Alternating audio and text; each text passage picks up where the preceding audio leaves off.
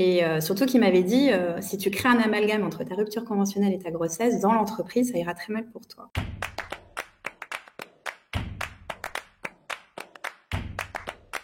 J'ai accepté de travailler pour une personne qui était la DAF. Donc, elle me fait passer un entretien et dans l'entretien, elle me demande si je compte faire un bébé, puisqu'elle savait que je m'étais récemment mariée. Donc, je lui ai dit que oui, mais que là, dans l'année, c'était pas prévu, qu'on allait faire notre voyage de noces dans un an, bref. Et donc, elle m'embauche, ça se passe bien.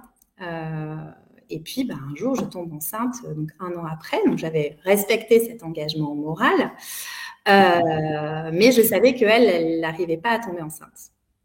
Et donc, je me suis dit, il y avait toujours une petite voix au fond de moi qui me disait, ah, le jour où tu vas lui annoncer que tu es enceinte, j'ai peur de sa réaction.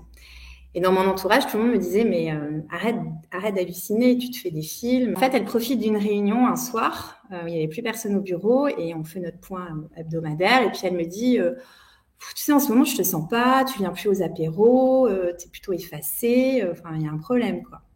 Je lui dis, je lui dis, écoute, vu que t'en parles, je comptais pas t'en parler là maintenant parce qu'en fait, oui, je suis enceinte. J'ai mon écho du 3e mois lundi et je préférais te l'annoncer avant de savoir que tout va bien. Et là, en fait, elle s'effondre, elle pleure. Mais elle pleure à gros sanglots. Et là, je me suis dit, oups, bon, après m'avoir félicitée, hein. Et là, je me dis, en fait, c'est bien ce que je sentais, ce que je pressentais. Et donc, voilà. Et donc, elle me dit, écoute, je suis très contente pour vous. Là, il y en a pour qui ça marche, d'autres, ça marche pas. Voilà, j'attendrai. Et puis, fini le point. Je rentre chez moi. Je me dis, ça pue, c'est pas bon. Et le lendemain, en fait, elle arrive. Et avec des grosses cernes, des grosses poches sous les yeux. Et elle prend ses affaires. On voyait qu'elle avait pleuré toute la nuit. Et elle prend ses affaires et elle va dans un open space. Et là, elle nous calcule pas, nous, les gens dans la pièce. Et là, je me dis, bon. Et en fait, à partir de ce jour-là, elle ne m'a plus adressé la parole, m'a plus parlé. Tout passait par des gens intermédiaires. Et en fait, le directeur de l'agence, c'était son conjoint. Donc, je suis allée trouver pour annoncer ma grossesse. Et je lui dis, je vois bien qu'elle a un problème, en fait, qu'elle n'a pas accepté. Et donc là, il me dit, félicitations pour ta grossesse, c'est super, mais tu sais, on est embêtés. En fait, on avait des plans pour toi, on voulait que tu sois manager. J'ai dit, c'est quoi le problème, en fait Voilà. Mais tu sais, Grace, t'aurais dû nous dire que tu voulais faire un bébé. Hein. Et là, il a commencé à me dire, en fait, si tu as demandé une augmentation il y a 3 mois, c'est parce que tu savais que tu allais faire un bébé. Et là, je me suis dit, oulala, ça prend une tournure bizarre. Et bref, et le lendemain, je vais annoncer ma grossesse à l'associé. L'associé, pareil, félicitations. C'est que il m'a félicité et puis il m'a dit, écoute, en fait, on va te proposer une rupture conventionnelle. Je dis, comment ça, une rupture conventionnelle? Oui, tu sais, on n'était pas très contents de toi, ça tombe mal.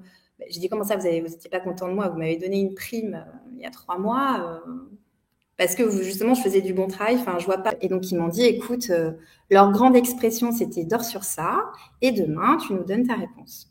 Donc là, je sors en pleurs, j'appelle mon mari qui me recoach et qui me dit, tu vas de suite retourner à ta place, tu vas faire un mail en disant que, en fait, t'es pas du tout d'accord, que tu notifies cette rupture suite à l'annonce de ta grossesse. Évidemment que j'ai refusé. Alors, c'était dur, mais en fait, j'ai refusé parce que j'étais dans mon bon droit de tomber enceinte et j'avais pas de problème particulier, en fait. Et donc, le lendemain, il m'a dit, alors, tu comptes faire quoi? J'ai dit, je refuse. Et il m'a dit, très bien, écoute, fais ta maline, refuse, mais je te le dis, aujourd'hui, plus personne ne veut travailler avec toi. Tes managers ne veulent plus te parler.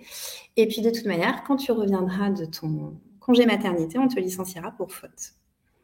Au moins, la messe était dite. Et donc, à partir de ce moment-là, je suis allée au boulot, la boule au ventre. Et surtout qu'il m'avait dit, si tu crées un amalgame entre ta rupture conventionnelle et ta grossesse, dans l'entreprise, ça ira très mal pour toi. Ou des menaces. Et donc, en fait, j'ai passé... donc, elle m'a dégagée de l'open space. Le lendemain, elle m'a dit, toi et ta collègue, vous ne faites plus partie de l'open space. Donc, elle nous a envoyés au fond de la pièce. Alors qu'on était quand même dans les ressources humaines, donc tout ce qui était confidentiel, tous les commerciaux entendaient. Ça n'avait aucun sens. Et, euh, et voilà. Et à partir de ce moment-là, je me suis dit, bah, en fait, je suis dans mon bon droit. J'ai pas voulu prévenir mes collègues parce qu'en fait, ils arrivent à vous provoquer bah, une certaine honte, quoi. Voilà. Et, euh, voilà, heureusement, ma grossesse s'est bien passée. Et à mon retour de congé maternité, là, c'est moi qui leur ai demandé une rupture conventionnelle qu'ils ont acceptée parce qu'ils avaient peur que je les foute au prud'homme.